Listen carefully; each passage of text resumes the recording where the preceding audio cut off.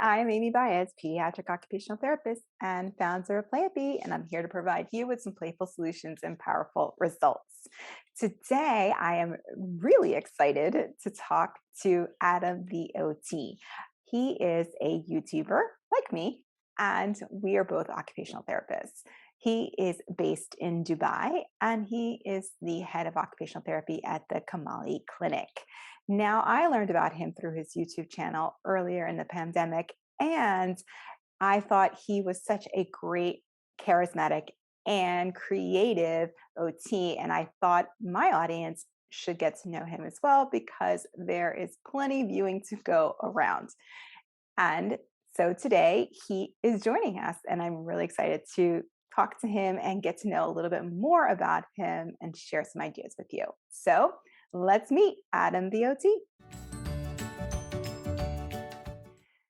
Hi, Adam. Welcome. Hello, Amy. Delighted to be here.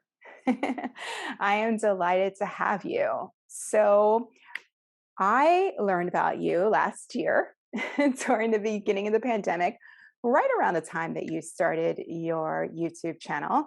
I don't know if I told you this, but I feel like you kind of inspired me to restart my channel because it had been on hold for a little bit. I think it was the loot chase video. I think Yeah, something, it that was one around got that time. yeah. My memory works well for me sometimes. So I wanted to talk to you today because I feel like we have similar audiences and I feel like they could really benefit from all your creative ideas. And I really love creative people. So what better person to have on here? So before Well, we get thank you. started, oh, you're welcome. So before we get started, I wanted to have you just kind of explain what teletherapy is, because that's kind of how your channel started a bit.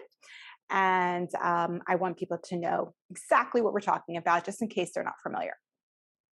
Yeah, so for me, teletherapy is something I sort of, like a lot of people, I guess, I sort of fell into a little bit sideways. Surprisingly, not through the pandemic. That did act as almost like a catalyst. But because of where I work and live here in Dubai and UAE, it's a very transient place. So I would see a lot of young people who then their family would they're expats who they've moved back home and they wanted to take that support with them. So I would then try and the same kind of support and service delivery I would have for the child and their family, they'd want to continue that. And because I couldn't be there in person, you'd have to deliver that then through like we are doing right now. So through online and through kind of video communications like this. And that's what teletherapy is for me. It's the same kind of support and assistance we provide to families and children if you're pediatric like ourselves. But if we can't be there in person, this is, I wouldn't even say the next best thing because sometimes it can be really, really beneficial.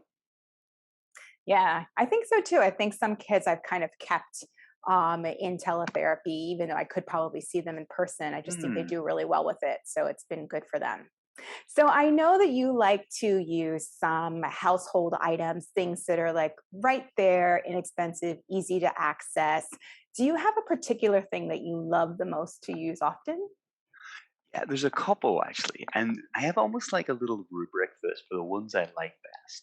So there's a few things that are kind of like funny kitchen utensils and things that are like whisks and spatulas and stuff. I've got quite a few with like knives and forks and things, but I always try and find something that child will see and use every day, and I'll use it in a kind of different and surprising way. So one of them that's always silly because I won't have it set up beforehand, almost intentionally in session. I'll tell the child to go find it for me, almost like a treasure hunt, and they have to know where it is. So something like a toilet roll, because they know exactly Mhm. where to find that, and they're just going to run and grab it and bring it back. And they're always excited to see what am I going to do with this thing. So you're starting off with Mhm. a little bit of curiosity and fun from the get go, and then I just have to make it interesting and silly, and then developmentally beneficial. There's that. Rules are kind of fun and silly, especially for my audience. That's a low hanging fruit comedy wise, which is where I always like to go. But the other one I use a lot is actually coins. So we use a lot of coin kind of play because there's any number of different activities, and it's more like the kind of the therapeutic developmental options it will give me. I like having, okay, this is where I'm starting, and I'll have maybe 3 or 4 places I'll go. I won't stick to my almost like therapeutic script for the activity too much because I kind of want to see what the young person's going to give me back, and then we'll kind of it's almost like more like a conversation rather than I'm like a drill instructor and saying we're going to do it this way. We'll kind of go back and forth, and that's where you get kind of a really lovely developmentally rich play, and gives the young person a little bit of agency in the activity too. That they're kind of a partner in this; they're not just like Mhm. a audience member. Right. So coins and toilet paper is a weird answer to that question. I don't think I've used toilet paper so much, but I have used toilet paper rolls once, for like craft Yeah. activities. But I do use coins. I have a partiality towards playing cards, and I love Oh, nice. dominoes and stuff. So yeah, so awesome. So what did you feel might be like one of the biggest challenges you have in teletherapy? Hmm. Yeah, there's a few, and it's more for me. There's quite a few of my colleagues, for example, who they almost started to really resent teletherapy when we were forced to do it, and they couldn't really do Mm, in-person work. And then they started as soon as they could go back in person, they were like, "I'm never doing that again. I'm mm, blah. If I never open another Zoom in my life, it'll be fine by me." Whereas for me, I really like the teletherapy medium, but there is challenges to it. The one of the issues is about there's only so much you can control from this side of the camera. If the right. kid isn't there, if they're just the timekeeping's not quite there, or there's other responsibilities in the family that's getting in the way, or someone didn't just give them a little nudge and say it's a session time now, and you can put checks and balances in place to try and help with that. But it's those kind of logistical things that are tricky. Right. The other aspect for me as well is like I think one of the real almost like the art of OT in part is it's half art, half science, but some of the art of it is really capturing the engagement of the young person right off the bat. So you got one session, you've Mhm. got one little opportunity, set that precedent, and get them going for who is this? Who's this boomer? Why am I going to listen to him? Who's this guy? What's he got to tell me? He's just another teacher. I'm not going to listen to this. And you've just got a little finite amount of time to capture his interest, get his trust, and get his like enthusiasm, and then you're off to the races. I find that can be a little bit more of a challenge through the camera than it is in person because I can't Yeah. be I I tend to be quite large and like I'm 6'2", but I mean in I just didn't realize you were that personality. tall. Yeah, I always yeah, see I you know. sitting down. This is true. Yeah. Yeah, I never thought of that. I maybe should have something familiar to scale. I should put the guitar beside me. So we could look, but yeah. So it's more capturing that initial engagement of the young person, but then it's almost it's a challenge, but it's a fun challenge as well. And you kind of learn almost like a comedian. You can learn your openers. Think, okay, this is Mhm. when I think is going to get him, and then once I have his engagement and he's really looking at the camera, not too distracted, he's I have quite a lot of like older like cams kids and teens, and they make multi-screening with me. Like, let's see how I can pull his eyeballs back into like the camera on the computer here, and then Yeah. that's the work. Yeah, I feel like when it comes to like maybe the initial evaluation, that's really hard to do because you have all these things that you have to learn really quickly and maybe give them like a formal test and you can't just bust out like your toys like you normally would. Mhm. And so I felt like that was a little bit more challenging when it was a brand new person as opposed to someone who was seeing you in person and then you're transitioning into teletherapy. So that being said, was there a particular part of your style that you feel you changed in doing teletherapy aside from what you mentioned Yeah, about being bigger kind of? yeah. There's quite a bit. So it's less like my style's quite physical. I have lots of big activities and lots of very dynamic engagement back and forth, and I find that I had to change it actually a little bit because of the pandemic and everything. So kind of appropriate Mhm. physical touch and hands and shoulders, and that little almost like that little physical connection with the young person, uh, and they make them feel like, oh, this is cool. I can relax here, and this is going to be fun and interesting, and they build that rapport really really quickly, and Mhm. that part is kind of a little bit more. I had to adapt a little bit. Like, okay, I have to be interesting in kind of different ways, and that it was a learning process. But again, it's very valuable too because it's just more like skills to add to your little professional toolbox. And then one of the things I did try and I became very aware. I remember like years ago, I did drama, I did a play, and then did some like stuff on cameras and things, and you had to be very aware of what your marks and where you're meant to be and where the frame is. And I became Yeah. really aware of where my frame is. So a lot of my activities, I try and do things that are very visual, so we're easy for the kid to follow on screen.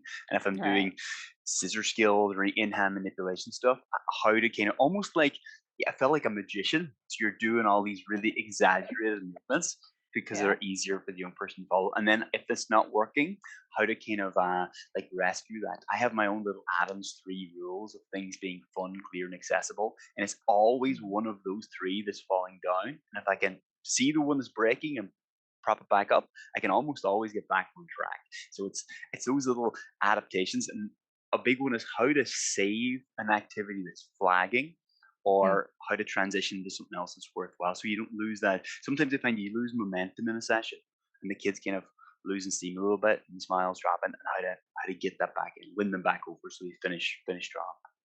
So what were those three again? Accessible, Oh fun. yeah, I'd say this a lot. I actually get t-shirts made. So it's Adam's three. I called them initially Adam's three laws, but that felt a little bit like a little bit too strict. So Adam's three rules. So Uh-huh. any activity to almost guarantee a positive learning experience. If anything you're teaching, and I include this for my older teens as well, if it's fun, child is motivated, interested by it at the beginning, clear, they understand the Clear. ultimate objective of what they're doing, and accessible, they can be successful within the first 30 seconds of the activity. So fun, clear, accessible. And if it's not working, how can I intervene in one of those three areas that make it a successful experience and a positive experience for everyone? And I find a lot of the schools and things I go into, the kid, like I have lots of referrals for handwriting, like we all do, and the kids doing worksheets and worksheets, but it's not motivating. They're not doing their best work because they're in no way motivated by it. Plus the Right. fact they don't even know where they're going wrong. They're making 10 different mistakes and everyone's Right. pointing out all 10 of them. So it's not fun and it's not clear and it's not accessible. So you can support all three of those things and get back on track. So Adam's three Mm. rules. Yeah, I like them. I feel like I follow those and I didn't even realize those were those are my kind of rules too. Nice. So I feel like one of the things that makes me a little bit jealous of some other OTs is that I don't have children.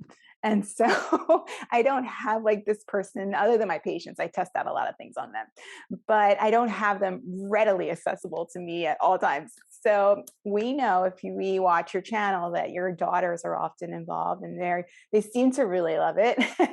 I'm wondering when you have ideas, do you test them out on them first or do you go right to your patients? Some of them I do, yeah. Especially for the like out of every video where I post every activity, I'll have 10 activities that I'm not sure if this one works on camera or doesn't work. And the litmus test is Abby and Mia, and it's like I say, like a comedian trying out new material. They're a tough room. They will let you know if something's no good, and they have, like I think after so many years in pediatrics, I have a community of people I know, like yourself, Amy, and amazing people we met, for example, this conference we both had recently. And yeah, I think we both have a certain measure of like, oh, we have a nice community of people and there's a mutual respect and all that stuff going on. My daughters have zero professional respect for anything I do. They have like, it's everything's kind of like, okay, are you sure about this? And then Yeah. so and then you see how they find what's fun, what's interesting and silly, and they'll kind of adapt and do activities in their own way. What's very helpful actually is when recording, it's not always in one take, I have to say, that you'll see where they'll kind of get a little bit stuck, where they'll slow down or where they'll lose interest and what they Mm. find silly and fun. And that helps me Mhm. kind of tinker with it as well. It's also very helpful because Mia is 2 years younger than Abby. So then I'll be able to, on the fly, adapt an activity for a younger kid and then for a slightly older kid to make it interesting too. But I think if you're a pediatric OT, it's like you have dozens and dozens of kids as well because all the young people we see, I know it's perhaps like we're not meant to be very emotionally invested, but you really can't help be so. Yeah. So you do that in a way I think is part of the course. Yeah, yeah, yeah. I have some kids where, some of the things I'll test out, I have to already create it Mm. in order to test it out on them. And some of them are just kind of like, yeah. But and then some of them kind of know at this point that I created it because they kind of recognize the style and they're like, I think you did okay with this one, Miss Amy. It's all right. And I'm like, oh, okay, Yeah, that's that's the funny lukewarm. when they give you like a semi-earnest attaboy, and like that was a good one. As in, like the rest of them were not up to much. Like, oh, well done, you. I was like, okay, thanks, I guess. So yeah, some of the magic trick ones, I've got that a few times. Like, that was actually good. I was like, oh, thanks. Yeah. Well, that kind of segues really well to my next question. And that is there a particular video on your channel that you feel like you were surprised by its success or vice versa, that you really wish people would love to watch and they haven't really paid much attention to it as much? I don't Yeah, think you have and that problem as much as I do, but go ahead. well, it's so funny because for a while, I remember the first like 6 months that being posted and stuff. I would drive myself bonkers trying to almost like hack the algorithm or hack the motivation of the people who are watching the videos. Like, why did this one do well? What did I do differently here? Is there something different about the shirt I'm wearing or the activity itself or the tags? And I still have no idea why some of them do well and why some of them get it's tumbleweeds. So there's like some of the best ones I have generated so much because it's nice to have the views. For me, one of the amazing things is when I'll get lots of like direct messages from parents and therapists, and loads of parents will then send me videos and pictures of their kid doing the activity Oh, from that's nice. like thousands of miles away from where I am. That's spectacular. That's my very favorite part of the whole thing. And like some of the ones that got the most traction were ones that activities I had done for years and never thought of doing. It would mean thing like, oh, I haven't really thought of anything. So I keep like scratching my head one week and think, I'll record this one, and almost like, it's fine and it works well for me. It's not that interesting. But one called Sticky Fingers is a perfect Hmm. example, which there's tape on. I will put tape on the person's finger, sticky, and then you pick up with one finger and do this movement. So it's this whole Yeah. translation thing. And that was really, really popular. And Yeah. there Yeah. was nothing about it. I thought the title wasn't interesting. I didn't think the activity was like blah. It's fine, but no, people really, really connected with it, and it became really popular. And it's like, okay, and it's my second most popular video I have up there right now, and it's still going. And then there's other ones. I'm like, oh, that's good. Where did they get a load of this? And no, nothing. I'm like, come on, guys. And it doesn't feel, especially because you post and share these things on Facebook and Instagram, and you don't really. And this is very difficult for me because my wife will tell you I'm quite a high maintenance emotional person. So I'm like, Okay. why don't you love me? Why this is my favorite one. So there's only so much that I can really do. I'm biting my lip to not do that 90% of the time. So I try and be chill. I am not default not chill at all. So that's where I go. Yeah. I can totally understand. I have some that kind of they creep up later on, and then I'm like, oh, this is interesting. Like why this particular video Mm, is is gaining traction all of a sudden, and then there's some that just kind of stay. I try to pay attention to that a little bit, just because I feel like people must be looking for that on some level, and mm, I feel like although we have a lot of OTs that watch our channels, I mean, I feel like we're really talking to parents a lot of times and hoping that they will pick up these tips and find them useful, because we yeah. want them to play aside from being in therapy. We want them to continue these ideas and play with them. So Yeah. when they're really And realize, practical, yeah, it helps. yeah. And realizing as well that like my favorite thing is when parents like I've got a couple of dads that message me back, and those are like hands teeth. That's rare to have the dad Yeah. message them playing the activity with the kids, and they're marvelous because it's almost normalizing these games and seeing the Mhm. development, and there's so much rich development in just play that it's not rocket surgery we're doing in clinic. It's the work of childhood and developmental that's like fertilizer for growth and development is just joy and play and experience and using all these tools that every kid naturally has.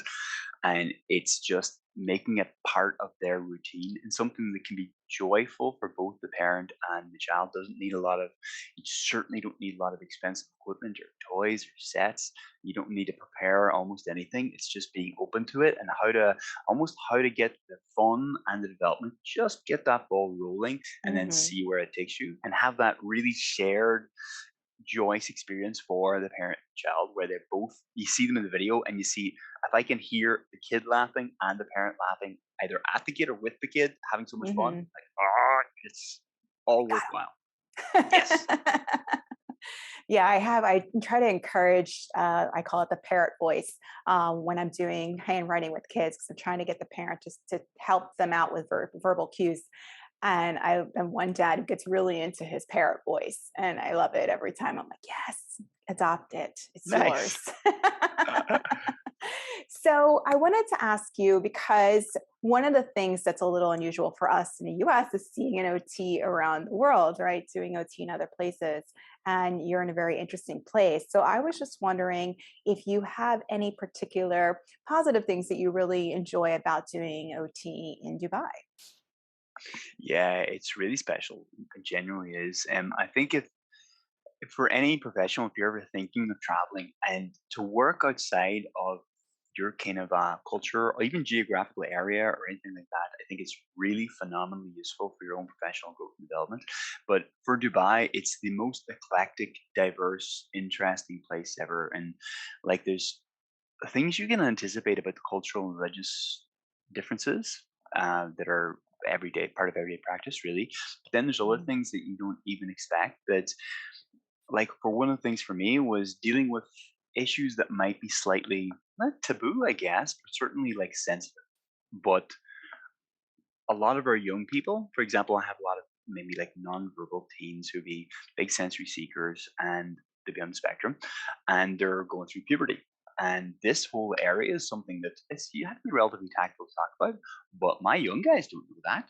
So they will force the conversation like, okay, so you're going to need an Okay. answer when they're doing things that are generally next not appropriate in public. And like, okay, so whose role is this to help the family through this process? And when no one else exists, someone's got to kind of step up and accept it. So it's something I've Right. kind of stepped into a little bit. And but it makes you think, okay, this is a real world issue, and you have to be very kind of dynamic and practical in problem solving, and then working with people and seeing where they're coming from their cultural and religious and kind of socioeconomic background. I think, okay, it's a collaborative effort. So I can leave my biases at the door, not ignore them, but acknowledge that they're there and then see, okay, we'll work together and see how this goes. And it's a phenomenally kind of rich, very interesting experience. And the other thing as well is kind of one of the amazing things is that the colleagues you have here. So, and at the MDT I have in Kamali, for example, where I'm head of OT at a place called Camali Clinic in Dubai, and we have therapists from the amazing behavioral therapists who joined us in the US, and then Zimbabwe and loads from the Philippines and India and Pakistan and Jordan. Where else? Palestine, a whole bunch of Wow. places. So, and that's normal. That's every day, and you get to learn even in things like the clinical situations you'll have, people will have slightly different viewpoints based on where they're from, and it's to be able to discuss them openly and kind of work through them all. It's marvelous. It's really really good, and the it's the benefit of the clinician's professional development, but also the young person and their family as well, because they feel like okay, they're represented within the clinic. Yeah, I feel like I get a little bit of that being in Miami. It's a very international Yeah, city. yeah. So we do have a lot of different cultures that are here. I don't know if it's quite as diverse because it also can be a lot of the same. But I feel like compared to like, I don't know, I don't want to make it sound stereotypical, but like middle of America, I do feel it's Hmm. like, definitely a variety of You people. know what else is interesting as well? And people who like sometimes people ask what's surprising about working in Dubai. And one of the things is because people see Dubai and see the skyscrapers and it's very like it looks very visually impressive. And there's lots of people here with big salaries, these big like corporate jobs. But Mhm. they think that's all it makes life easy. When you're affluent or when you're in these situations, some of my families will be well off.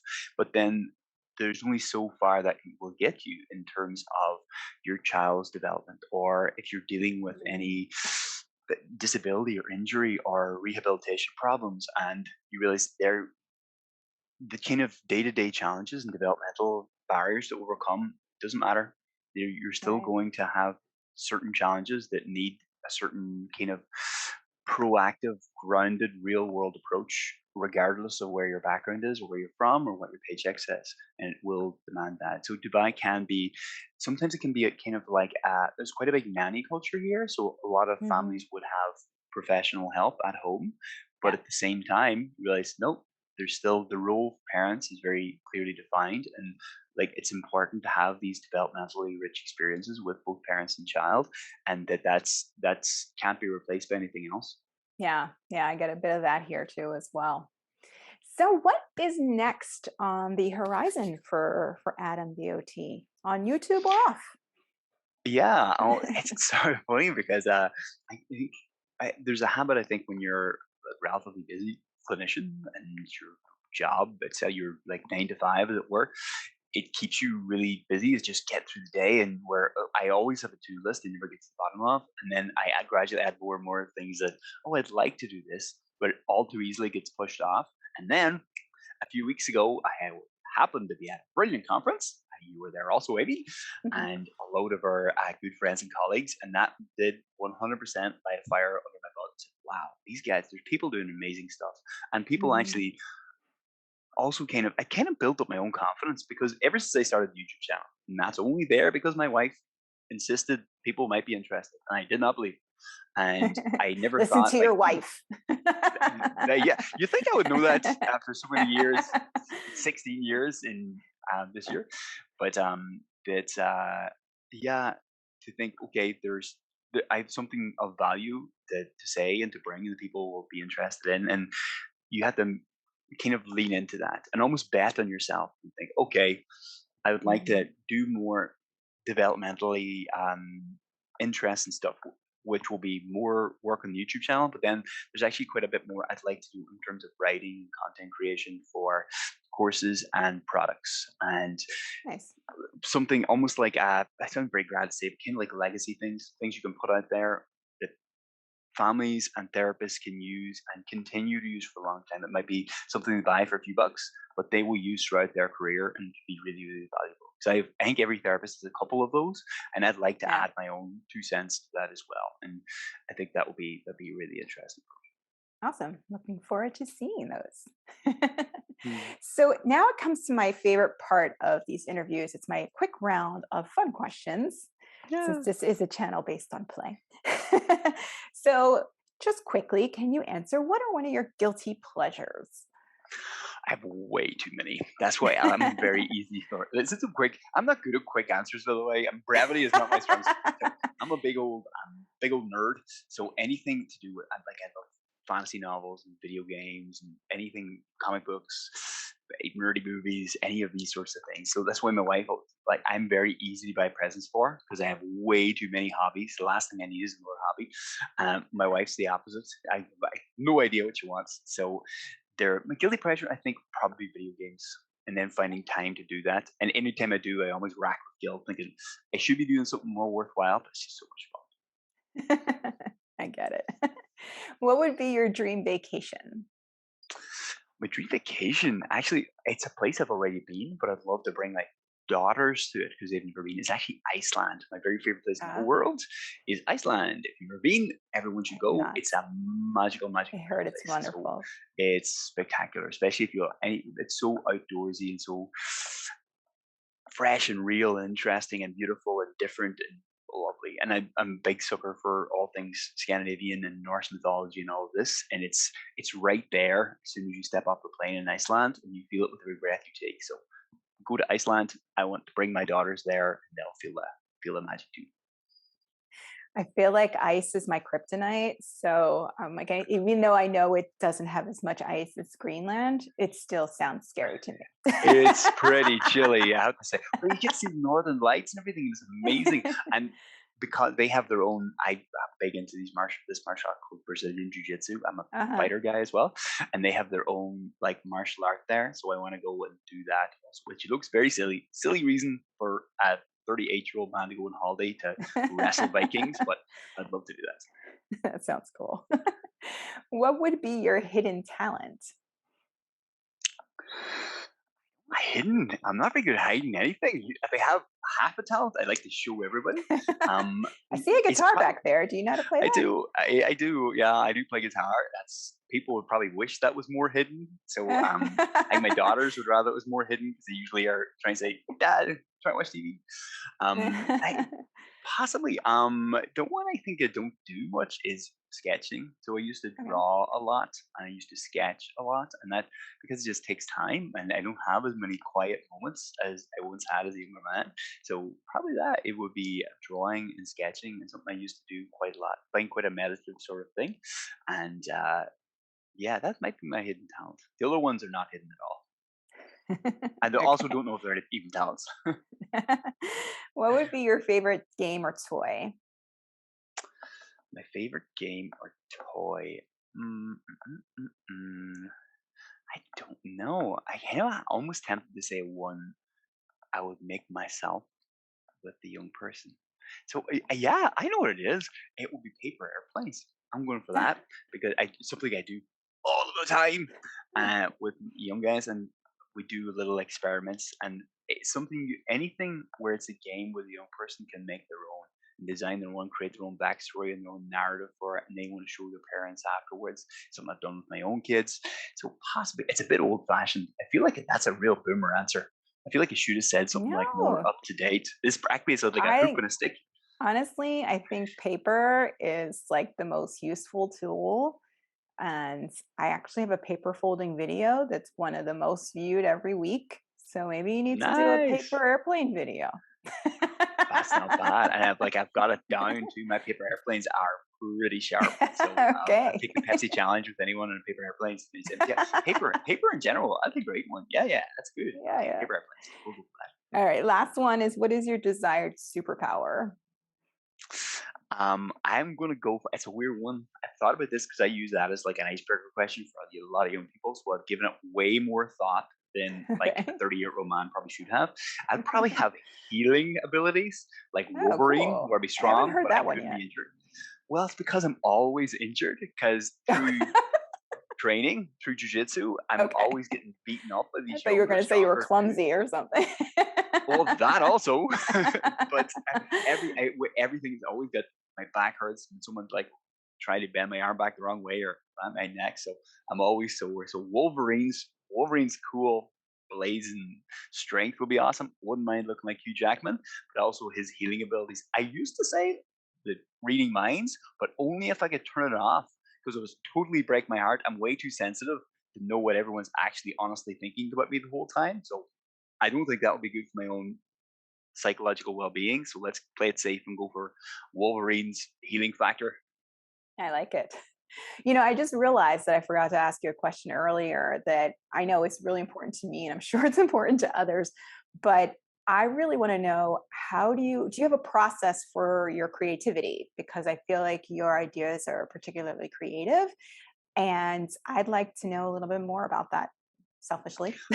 Oh, that's cool. Yeah, yeah. It's sort of a very organic process. It wasn't something I gave a lot of thought to initially. It was something where I'm like, okay, I get bored really easily myself, and I'm working with a lot of almost like as part of their clinical presentation, I work with young people whose attention is fleeting. That's one of the Mm. reasons how very high up in the list of referrals I get is for poor attention and focus in classroom activities. So I would get bored with my OT box of tricks. If I never do another pegboard again, as long as I live, that'll be fine by me. So I'm always looking for things that are a bit more interesting and captivating. So I'll pick up something and think, okay, what can I use this for? Or I'll have a young person who's like, nah, they're not really engaging that much with this. I need to find something more fun, more interesting to do. So I use all the kids on my caseload are my little forge, really. They're my little workshop. And then we'll work out the kind of activities through that. So I'll have something that I'll have the rudiments of a little activity. And something I'll do maybe with, at the minute, I'm doing a load of stuff with masking tape. I'll take one thing and think, okay, let's see if I can wring 10 new activities out of this. And Mhm. I'll have kids who need support for maybe it's dexterity, or maybe it's pencil grip, or maybe it's any number of other things. Like, okay, so this is what I'm aiming to achieve. What games will require that? And then the other thing I need to have as well, so this is I have my own like litmus test for these, fun, clear, accessible, but then I need things that are like easy to get to. I use this comedy analogy a lot, but easy to get to the punchline. I don't want a lot of setup before I can get the kid into the fun of the activity. So that's Right. why I'll have something, and I rarely will have more than like two things. So if it's like a straw and a pair of scissors, fine. Or, but I don't want a load of setup beforehand, because I want to be right there when we get into it, not messing around really. So I'm Right. big for, and this is me all over therapy wise, I'm big for learning in action. I don't over plan much at all. Possibly should Mhm. plan more. Maybe that's really obvious when I use with my YouTube Mm. videos. Maybe they look really seat of the pants, and maybe I should script them more or write them out or No. plan better. But the rough and ready and the kind of dynamic, jump into it and kind of work it out through play and through actions. And I Yeah. need the young person there to actually see if this sinks or swims. And that's kind of the way I do it, is in the kind of the crucible of actual clinical practice, and the you working with the kind of young boys and girls on my caseload. Yeah. No, I think that because we have a lot of experience, we have the confidence to do that and feel like we can adapt if it goes wrong. So whereas someone who is younger, when you're first starting in That's a very school, good you point. have to Yeah, do yeah, a lot of planning. And then after a while, you're like, I can just show up and yeah, and yeah. actually that was the difference for teletherapy. I felt like I had to do more planning again. Whereas when I would come in person, I just have a lot of it in my head that I can just, do really quickly. That's very true. Yeah, So it's more yeah. of you have that safety net there because you've been doing it so long. You know you can transition out of here and get to five other places from where you are if this isn't working. But then, and you always have that like safety net there. You have your material you know is going to hit. And then, yeah, that's a really good point. In teletherapy, you need to almost start from scratch a little bit. Like, okay, it's going to be, Mhm. I can't just take this thing away and put something else in front of the kid. We need to manage those transitions a little bit more kind of cleverly. Yeah. Well, I could talk to you all day, but I'm going to let you go. I know it's nighttime where you are, and so before we go, I just wanted you can share how can people continue following you on your journey. Yeah, most people find me through the YouTube channel. So it's AdamtheOT on YouTube. So we post, I do my very best to post a new activity every week. And lots of the activities I do are in direct response to kind of questions and requests from parents and therapists. I really love getting those questions and any interaction. So please do feel free to reach out to me. So it's on AdamtheOT on YouTube, and then AdamtheOT on Instagram as well. And they'll find me there. If it's anyone looking for kind of clinical support, if they're in my neck of the woods or not, and they can find me on the Head of Occupational Therapy at a place called Camali Clinic, Child and Adult Mental Health in Dubai, here in the Middle East, and we provide that support for anyone in this Wonderful. Well, thank you so much. I feel like you've given us a ton of useful information, and I hope that people go to your channel and get some ideas on things that they can do at home with their kids. So, thank you area. so My much. absolute pleasure. Thank you so much, Amy, and thank you for the work you're doing as well. I just love your channel also. I think it's Thank you. great to have your folks like yourself. You especially are someone that really kind of inspires me to keep doing this and seeing, oh, Thank this you. is really valuable, and I'm glad to know you. Put it that way. Oh, that's sweet. I know. Okay. All right. Thank you so much, Adam. Thanks, guys. Bye. Bye. I hope you loved that video. I know I love talking to Adam. I could talk to him for hours. So I think that he provided a lot of information. If you want to learn more from him, please go to the link in the description to check out his YouTube channel. And of course, if you are here and you haven't subscribed already, it'd be a great time for you to do that as well. Also, go to playtv.com where you can sign up for the monthly newsletter and you can receive discounts news, and more, some freebies, all kinds of good stuff. So until the next video, I hope you have a playful day.